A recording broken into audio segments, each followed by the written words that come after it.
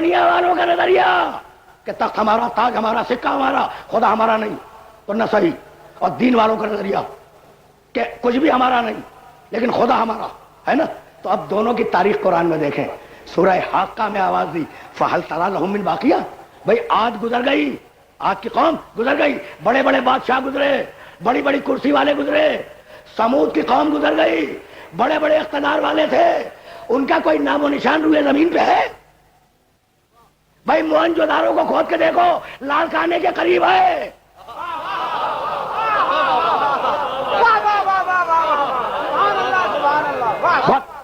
بہت واضح بات کر رہا ہوں، بہت واضح بات کر رہا ہوں. موہنجودارو کو کھود کے دیکھو، لال کانے کے قریب ایک کھنڈر ہے. پتا ہے اس کا بادشاہ کون تھا؟ معلوم ہے کہ اس میں وزیر کون تھے؟ ختم ہو گئے، ختم ہو گئے. نہ قوم عاد رہی، نہ قوم سمود رہی، نہ موہنجودارو کی تہذیب رہی، نہ نینوا کی تہذیب رہی، نہ بابل کی تہذیب رہی. بڑے بڑے محلوں والے ختم ہو گئے. اور وہ جو اللہ والے تھے اگر جنگل میں دفن ہوئے تو جنگل کربلا بن گیا، اور اگر ریگستان میں دفن ہوئے تو ریگستان نجف بن گیا.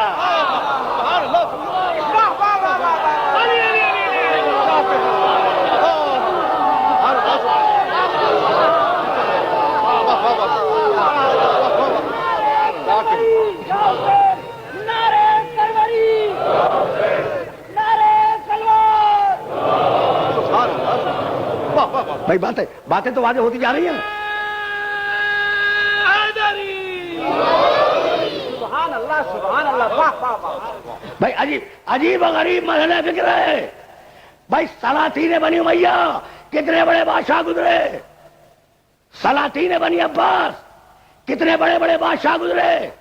پوری ملت اسلامیہ کو چیلنج کرتا ہوں، ایک کی قبر کا نشان بتلا دو.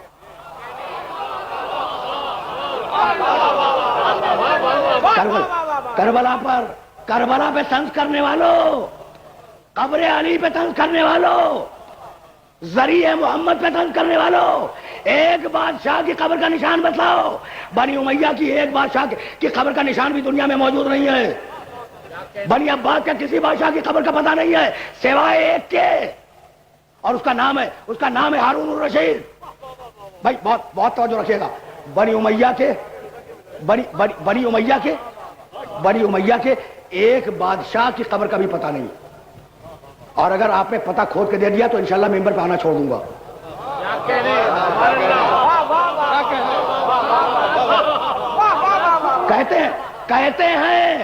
کہتے ہیں کہ دمشق میں فلاں کی قبر تھی اور اس پر آگ کی بھٹی ہے.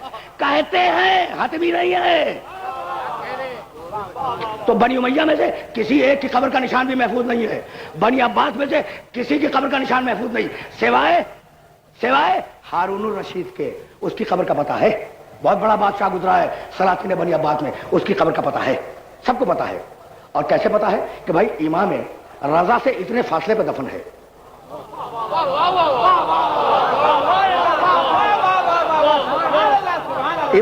امام رضا سے اتنے فاصلے پہ دفن ہے.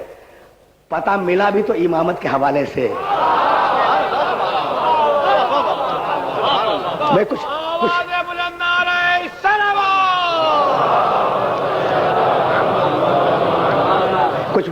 بات واضح ہوئی. اگر ہارون الرشید کی قبر کا پتہ ملا بھی تو امامت کے حوالے سے. اور خدا کی قسم مجھے تو یہ بھی اللہ کا منصوبہ لگتا ہے کہ ایک معصوم کے پہلو میں ایک دنیاوی بادشاہ کو سلوا دے تاکہ قیامت تک کے لیے سند ہو جائے کہ معصوم کے پہلو میں لیٹنا فضیلت نہیں ہے. سبحان اللہ سبحان اللہ.